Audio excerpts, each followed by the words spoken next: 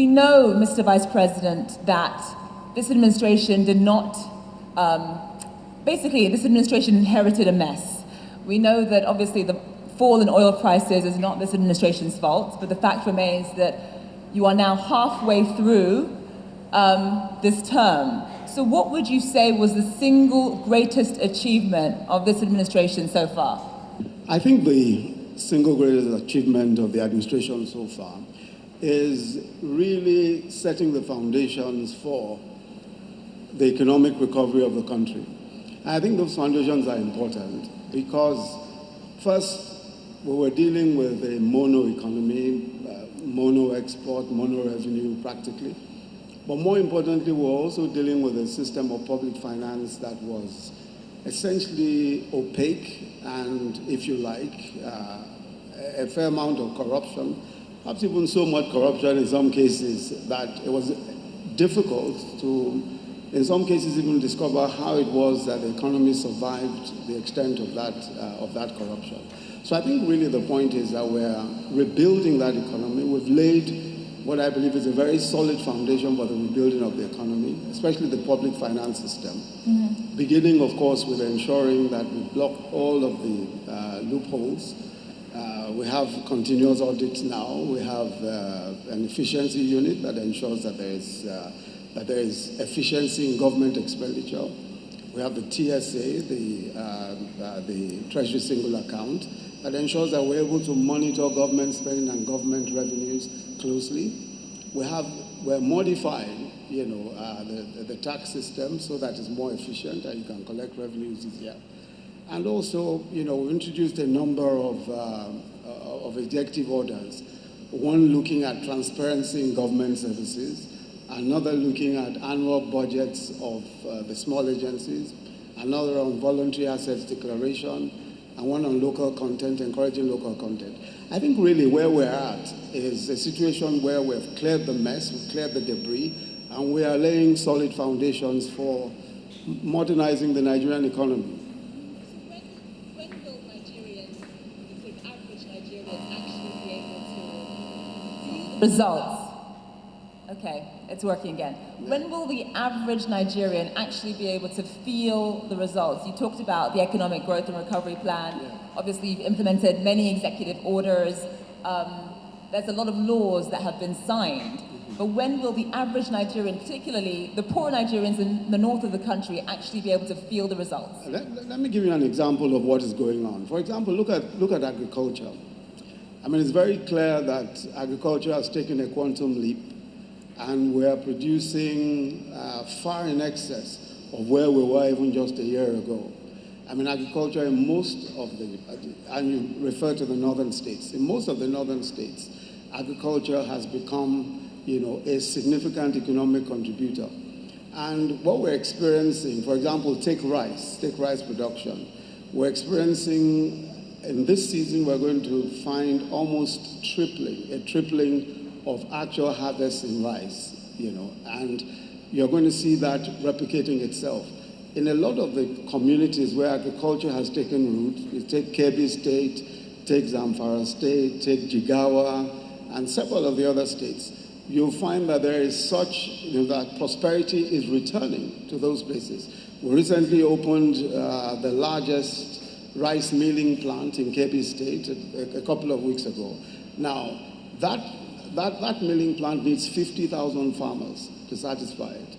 Already Kebbi State is, struggling to even produce that number of farmers. And there are several other areas where we're getting those kind of significant results. The rural areas is where you have the poorest communities. But what we're experiencing today is that those rural areas are coming up, and they're doing so much better. As a matter of fact, this year, the vast majority of those who went on Hajj were farmers, because they're earning significantly more. So I think the common man will begin to see, because we're talking about, real growth. We're talking about growth with jobs. And a lot of that is going to start with actual production, beginning with agriculture. Of course, we're hoping that the agro-processing will catch up. We're hoping that, resource manufacturing also will catch up, all of the resource manufacturing. And we're hoping that even the innovation and technology-led manufacturing will also catch up. But all of these are we're at a point where I think we're taking off quite well. And we'll soon see significant improvements in the lives of people. So you talked about agriculture and improving the lives of farmers, but moving from that to actually getting Nigeria to export some of its sort of natural food, natural commodities, beyond obviously oil. Where are we on that front? Well, let me say for agriculture, and it's interesting that a lot of export is taking place in agriculture already. You'll find that a lot of grain, a lot of Nigerian grain moves to the north of Nigeria, out of the north, from Niger, Mali, and those places. There's a lot of export going on, especially grain. Loads and loads of trucks are moving out to the markets in those neighborhoods. And we're also experiencing a lot of export into West Africa. What we need to do is more value-added export, which is really where a lot of the profit is going to lie, and we're working on that. And part of what we're doing with the NEPC, that's the Export Promotion Council, and the NIPC, and several other of our agencies, is standardizing products, standardizing those products. Got quite a few investors. For instance, there are investors in vegetable and fruits, for instance, bananas, pineapples, and all of that, who are already doing excellent packaging for export. But what you find, one of the things we discovered, there's a Mexican investor in bananas and pineapples. It's in 11 states already.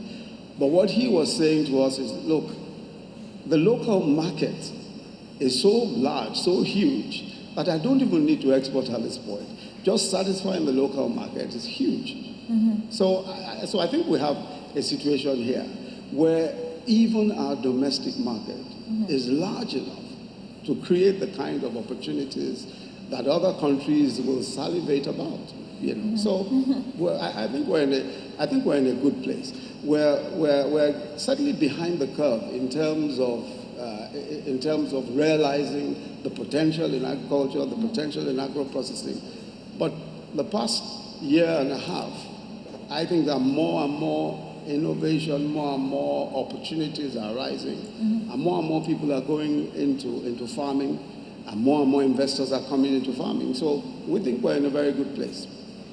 I do want to talk about the ease of doing business, because that is a huge issue, and it's something that Mr. Galari touched on, particularly when it comes to corruption. As he mentioned, Georgia was initially at one point one of the most corrupt countries in the world. It then had a massive turnaround. What are you doing to give Nigeria a chance in that sense? Because I'm Nigerian, I was raised in London, and even in London, Nigeria has a huge reputation of being corrupt. I mean, we even heard David Cameron at one point joking about it. What are you doing, not just to tackle corruption in and of itself, but actually to mend Nigeria's reputation? Because that in and of itself will help to draw more foreign investment. Yeah, absolutely, and I think you're right that especially, the reputational issue of corruption, but there are quite a few things that we're trying to do. One of the critical things, and I think Nika mentioned that, which is that government ownership of business almost always encourages rent seeking. And so we need to get out of government ownership of most of business. And that's one of the key things for us, that you need to do certainly much more private sector involvement. The more private sector involvement, the more efficient the system is, the more transparent the system becomes. And I think that's one of the critical issues that we're trying to deal with. I was saying that we had signed a few executive orders. The first is the Executive Order 001, which is really on transparency in government business. Now, transparency in government business, we insist that there are timelines for delivery of government business. And we're at the moment training a lot of our public servants in delivering efficiencies in that respect and ensuring that timelines are met. Now, there's also what we call the one government system, namely that if you need 5 different approvals from government and you get one of those approvals, it is up to the government to ensure that they talk to each other, the government agencies talk to each other, rather than have you go from point to point to get those approvals. That's a one government system which we're working on now. Now that way you're able to reduce the interaction with agents and agencies and all of that, and you're able to do almost a one-stop center for collecting all of the different approvals, pre-investment approvals and all of that you need. Technology is also helping. For instance, with respect to registration of companies, we now have an electronic platform. The Corporate Affairs Commission has an electronic platform for registration of companies. And we think that introduces less discretion. So the public servant does not have any discretion. This is online. There's less interaction with any human agents and all that. That is also speeding up the entire process of registration of companies.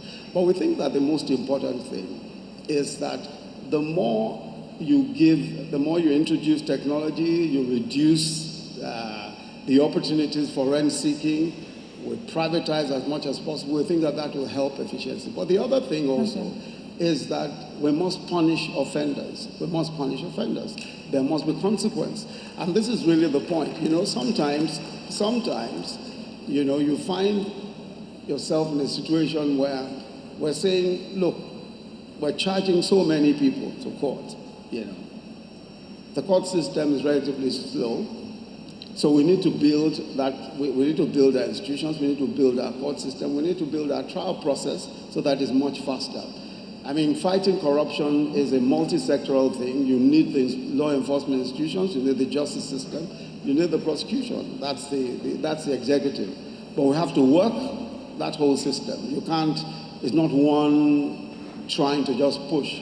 So we've got quite a few cases of people who are in court already.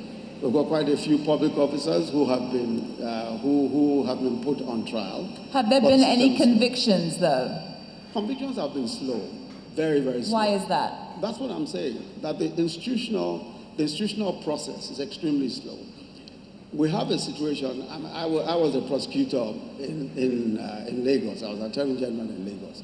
You have a situation where even the process of getting a case into court, the investigative process, can be quite slow.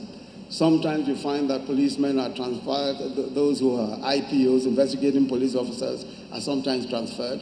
Sometimes, because the system allows appeals on a wide variety of issues, there are challenges of various kinds that are dilatory, delaying and all of that. So you find that the system allows a lot of inefficiency. And we really need to ramp up that system. We need to really reform that system so that it will be efficient enough to try cases promptly and so that people see the consequences of corruption or consequences of wrongdoing.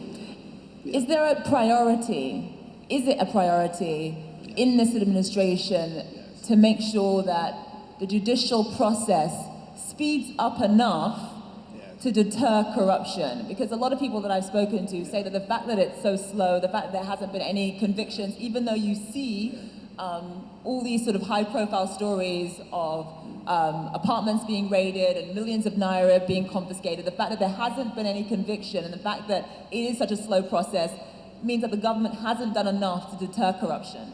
Well, first, that whole process of reforming the system involves essentially three separate arms of government which must come together. That's the executive, the legislature, and the judiciary in particular. Of course, you know also that the judiciary is independent. But what we've tried to do